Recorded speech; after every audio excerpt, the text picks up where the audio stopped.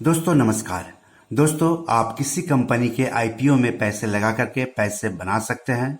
आपको बता दूं कि शेयर बाजार में लिस्ट होने से पहले कोई भी कंपनी अपना आईपीओ लाती है। तो अभी माइंड स्पेस REIT यानी रियल एस्टेट इन्वेस्टमेंट ट्रस्ट का आईपीओ आ रहा है। तो ये आईपीओ कब खुलेगा, इसमें कम से कम कितना निवेश करना है, कैसे निवेश करना है, क्या हर किसी को निवेश करना जरूरी है, और इसकी डिटेल्स पर हम विस्तार से बात करेंगे। खास बातों की हम चर्चा करेंगे ताकि आपको समझने में आसानी हो कि इस आईपीओ में आप पैसे लगा सकते हैं या फिर नहीं लगा सकते हैं।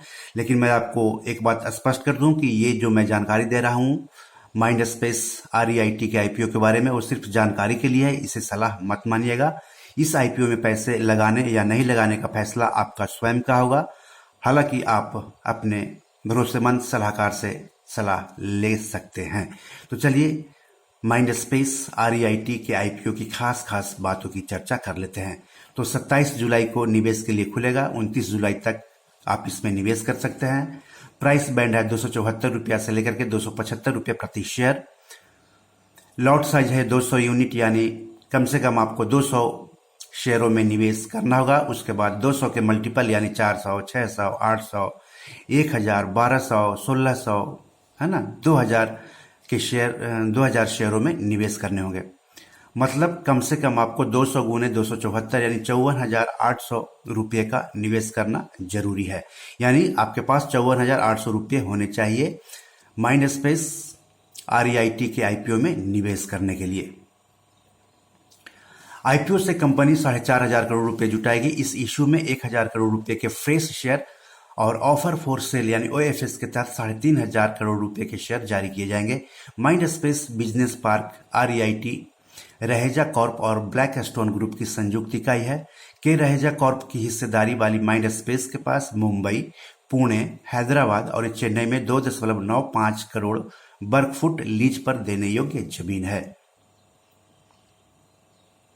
देश का दूसरा REIT आईपीओ है। अप्रैल 2019 में एम्बेसी ऑफिस पार्क REIT पहला आईपीओ था।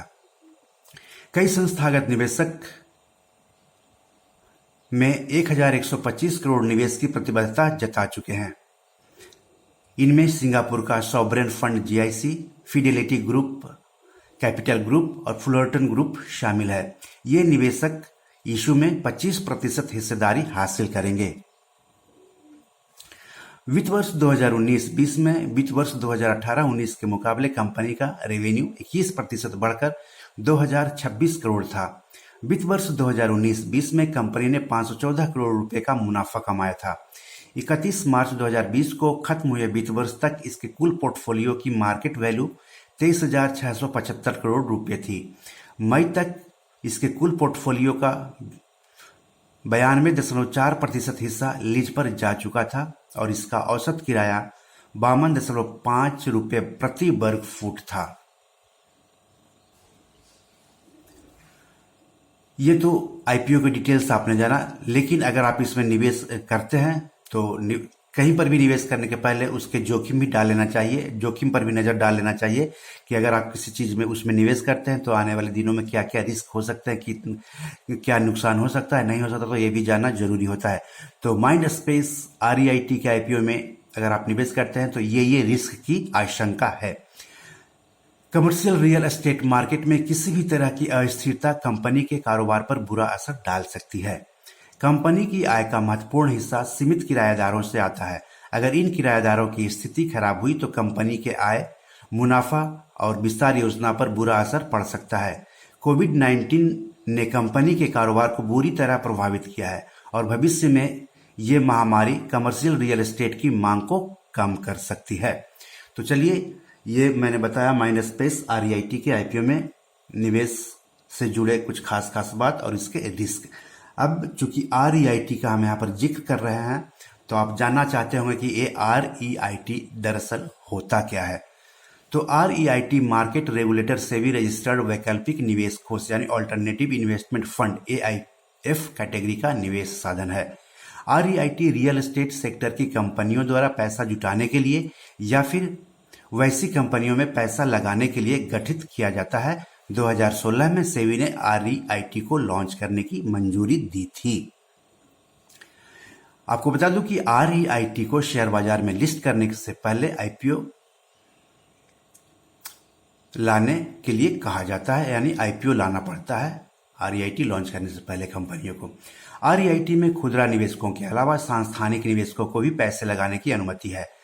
REIT एक तरह का फंड है जिसमें जुटाई गई रकम को कमर्शियल प्रॉपर्टी जैसे दुकान, बिल्डिंग, गोदाम, कार पार्किंग, होटल, अस्पताल, सामुदायिक केंद्र और SEZ जैसे रियल एस्टेट एसेट में निवेश किया जाता है और प्रॉपर्टी से मिलने वाले रिटर्न में निवेशकों की उनके निवेश के मुताबिक हिस्सेदारी होती है।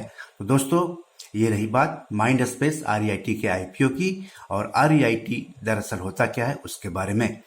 तो अगर आप माइंड स्पेस REIT के IPO में पैसे लगाने जा रहे हैं तो अपने स्वयं के फैसले से इसमें पैसे लगाएं या फिर किसी भरोसेमंद सलाहकार की मदद ले। तो आज इतना ही, नमस्कार।